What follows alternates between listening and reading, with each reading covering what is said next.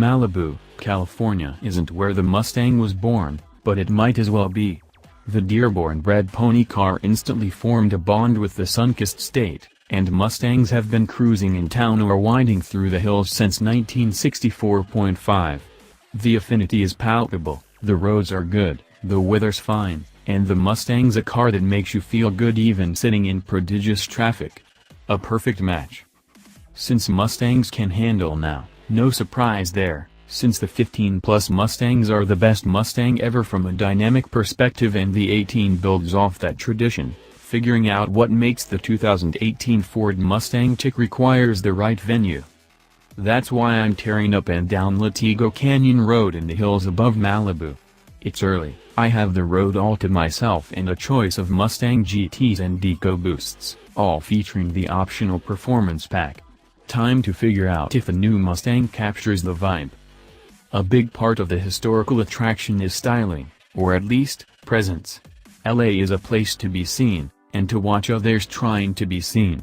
On this front, the 18 has some challenges. Reception to the revised styling was initially mixed, to be polite about it. It's no longer a fusion coupe, right? But it's also lost something intangible in the aggressive droop of the nose. I've been mulling it over since Ford pulled the wraps off, and my assertion is that this is a less versatile design. It works great in bright, bold colors like Orange Fury or Triple Yellow, but the throwback Royal Crimson looks awfully flat here. From the right angle, and particularly in profile, it's very much still a Mustang. And expect trickle-down Shelby appearance bits, and an eventual refresh should sharpen it up some, too. What'll get more attention on the boulevard is how it sounds, at least in GT form. It's positively ferocious. Carl Widman, the Mustang's chief engineer, told me that the '1 request they got about the last car was to make the V8 a little louder.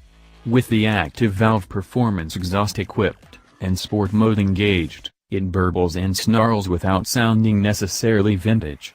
And there aren't any contrived pops or backfires on the overrun. No one with a soulful bone in their body will fail to watch the GT rip by.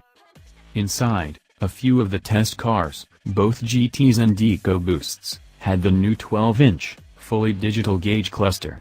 It looks phenomenal, offering up different layouts with each mode. You can also override the layout presets and choose your own. Ford did a great job keeping things simple and legible in normal mode with a classic dual-gauge layout, and increasing the simplicity and legibility as the modes ratchet up in intensity. Track mode gives you just the essentials, a big, bar-style tach, an offset speedometer, and tiny bars for fuel level and coolant temp. It's lovely.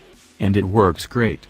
Ford nailed it, and if you're shopping a premium trim already, stepping up to the Premium Plus might be worth it to you for $2,200. The biggest change for 18, arguably, is underneath the center console. The new 10-speed automatic, called the 10R and co-developed with GM, is available on both engines. Despite a whopping 4 more gears than the outgoing 6R80, it's generally well behaved. Widman told me the goal was to get the calibration down so that the transmission could drop 3 or 4 gears without freaking out. And indeed, a 3-gear downshift, the largest I saw in normal testing, didn't feel much different than a 2-gear downshift in a 6-speed auto. There's a pause, and then it's done. It's quick enough to satisfy, especially in sport and track modes.